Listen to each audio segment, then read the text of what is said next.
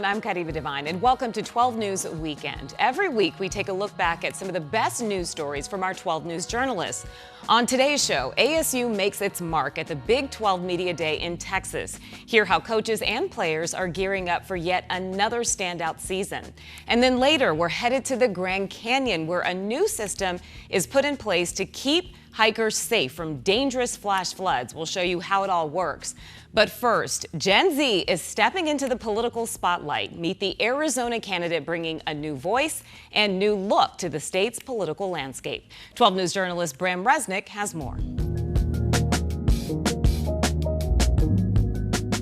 My name is Deja Fox. I'm 25 years old and I'm running for Congress. Deja Fox Families like ours deserve a champion.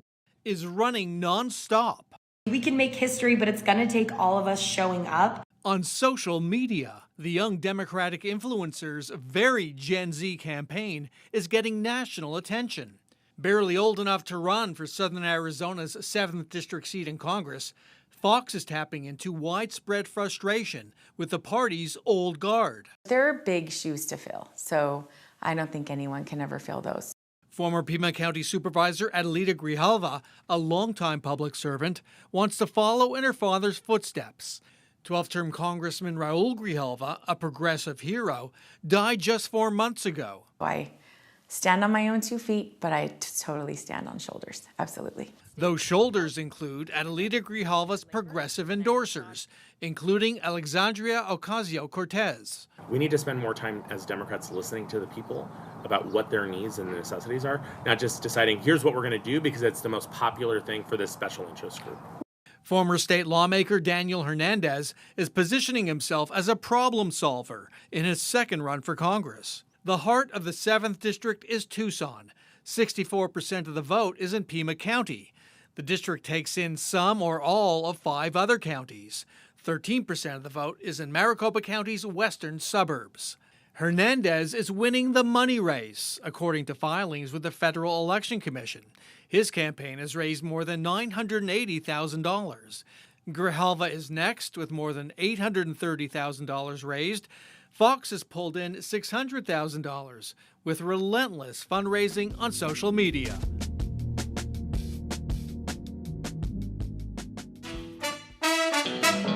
Any part of you want to walk in here and be like, hey, the champs are here? Nah, not really, not really. I feel like it speaks for itself. Respect the champs, from underdog to top dog. Obviously, we got a bunch of hype now. Different words to the defending Big 12 champs. We earned the respect, that we're getting now, but last year was last year. ASU all the talk at Big 12 Media Days, talking about their worst to first to college football playoff run last year. Yeah, people are saying good things about us. Uncomfortable chatter, according to head coach Kenny Dillingham, heading into year 3. We really didn't do anything special. We did something that's actually normal. What would be special would be to continue to build off of that. This year, the Devils are built to run it back, says former Sun Devil quarterback Brock Osweiler. The Sun Devils returned 17 starters.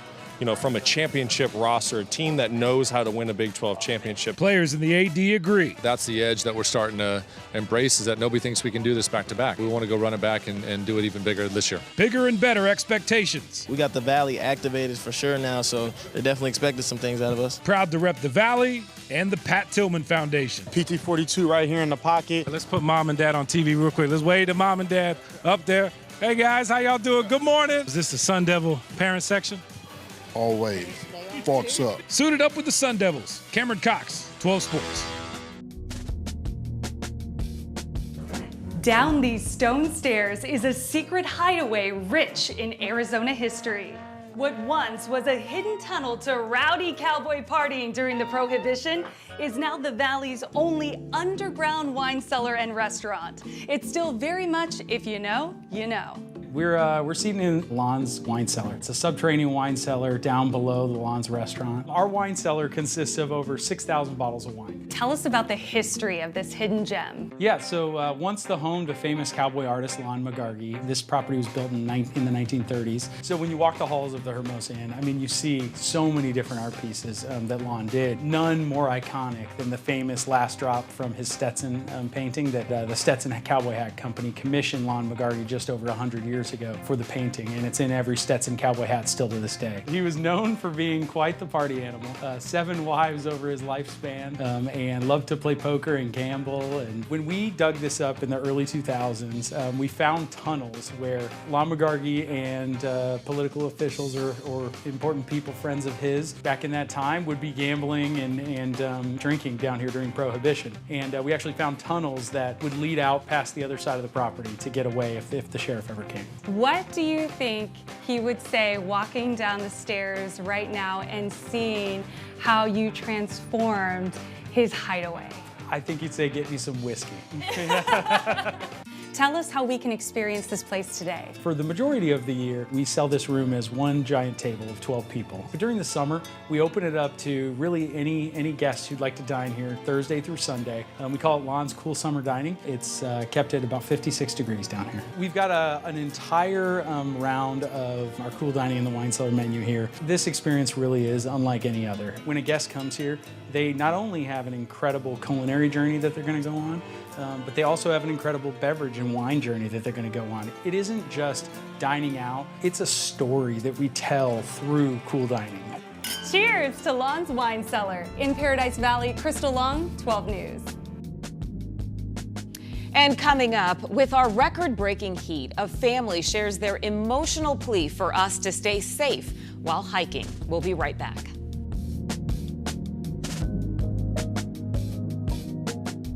I've been doing media interviews for 14 years. For more than a decade. After losing my brother Clint on Camelback Mountain. Chelsea McHale has been sharing her brother Clint's story. He was very goofy. He always wanted to make people laugh. In 2011, while hiking Camelback, Clint decided to go off trail. And while climbing, he fell 50 feet and lost his life. And it took rescue crews 45 minutes to get to him because of where he was at in the trail. And I had to deliver that to my parents. And I can still hear their screams from when I had to deliver that news to them. Almost immediately, Chelsea felt called to action to raise awareness for hiking safety. But for years, it's been a mission she's tackled alone. I feel like I've been doing this alone so much. Not anymore. My brother's name is Bill Grimmer. Amanda Ferguson shares in Chelsea's grief. He was an Army veteran, so he had traveled the world to Korea, to Egypt. He did 2 tours in Iraq. In 2013, Bill went dirt biking at Sycamore Creek. He went early to try to beat the extreme temperatures, but he became dehydrated and overcome by the heat. We were met with Maricopa County Sheriff's Office. They had put a helicopter up and located him. He had already passed before he had been located. Separately, Amanda and Chelsea have been trying to educate hikers about dangers on the trails. We suffered preventable deaths. For Amanda, it's through her nonprofit Bottles for Bill. We've donated over 300,000 bottles of water. For Chelsea, she pushed for this safety sign to be put on Camelback Mountain. I've seen parents bring up their kids and they say, read this, learn from this, do not do what he did. Now they're joining forces in an educational effort to try to prevent any other sibling from knowing their pain. This is how I can use my brother's story for good. This is how we save other people's lives. On a holiday week that's already seen multiple mountain rescues amid staggering heat death statistics, they're hoping their message is stronger together. It can happen to you. And we are living proof that it happened to our families. Bianca Bono, 12 News. The FTC, as a general matter, is the nation's consumer protection agency. Carl Settlemyer is an attorney with the Federal Trade Commission's Bureau of Consumer Protection. And since 2016, they've been enforcing a statute passed by Congress called the Consumer Review Fairness Act. It makes it illegal for a company to use a contract that imposes a penalty or fee against someone who gives a review. When a seller can stop one consumer from telling another consumer that the business is not offering good services or is up to no good in some way, that hurts the next customer. The FTC has taken enforcement actions against several companies, including a property management company that had a non-disparagement clause in its contract, and a vacation rental company that's contract claimed to prohibit any review less than 5 stars. Companies in violation can face financial penalties and a federal court order. So that can add up quickly if a company's trying to use a lot of contracts, for example. that include these types of provisions. And that type of provision is familiar to Adrian Paul of Scottsdale, who sat down with the 12 News I-Team last week. He posted negative reviews on Yelp and Google about his Scottsdale condos property management company, Denali Real Estate, after discovering black mold. He was slapped with a $4,000 fine, all from the non-disparagement clause in his lease agreement, prohibiting negative online reviews, negative ratings of 3 out of 5 stars or less, and negative posts on all social media and review platforms. Warning, the penalty for violating the clause is $2,000 per occurrence. This is clearly a matter of public interest. Companies like Denali feel they can stifle and suppress customer feedback. Following the I-Team's report, Denali's designated broker Michael Van Vleck issued a statement on Friday saying, quote, "I will remove the clause from our lease agreement immediately to ensure there are no compliance issues," adding, "We are reviewing this issue carefully not only to ensure a fair outcome for Mr. Paul, but also to improve our practices company-wide." As for Paul, he shared this email with 12 News on Monday, another collection reminder from Denali for his alleged lease violation. We asked Van Vleck about it, and he said it was generated automatically by his system and is working to correct it. Paul has filed formal complaints with the Arizona Attorney General's office, the Arizona Department of Real Estate, and the FTC. Ask yourself, why does this business need a gag clause?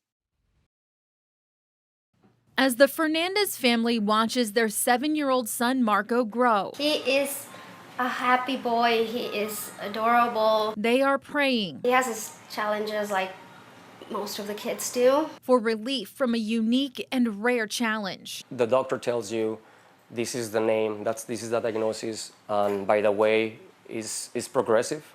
Yes. Things will get worse. There's no cure, there's no treatment. Marco's diagnosis, beta monocytosis, is an ultra-rare genetic disorder. A gene mutation causes a toxic buildup which affects his brain and body. There's nothing we can do. Just basically like sit down and watch your son deteriorate, which was heartbreaking. The family feeling lost until you found out that there's another family just a few miles away. Yes. That was, I think that's statistically impossible, given how rare this disease is. A diagnosis so rare, there are only 5 known cases in the country, according to experts. I've been thinking all along that we have a miracle in the making here. But the Fernandez family found a second beta monocytosis family just 10 minutes away from their Chandler home. So her progression is a little bit faster than maybe some of the others. 4-year-old Skylar Hubbard also lives with the disorder. Skylar has been in the hospital since the end of April. Her sight is affected as well, so she can't see in the periphery, and then cognitive function's also delayed. She received a bone marrow transplant with hopes of her being ready for therapy down the road. The Fernandez and Hubbard families are together. It really does take a village to manage not only your home life, but something that's beyond really our control. Leaning on each other while Dr. Virginia Kimonis works toward a new life-saving treatment. We're currently in the lab evaluating 2 different formulations of this enzyme. That's it. Okay, do it with your other hand. Once Dr. Kimonis has answers, she says they'll do a longer study. That this enzyme that we have chosen is actually doing what it's supposed to do. Jump with 2 feet. A treatment these families are both desperate. Treatment can save lives. So we are, this is much bigger than just 5 kids in the U.S. And hopeful for to see Skylar and Marco live long, full lives. We all know how devastating flash floods can be in the Grand Canyon. It's not just the river, but all those side canyons and feeders. A new tool was unveiled this week, the first of its kind in the country. It alerts campers and hikers in the 300-mile canyon about oncoming floods, debris flow, and boating hazards.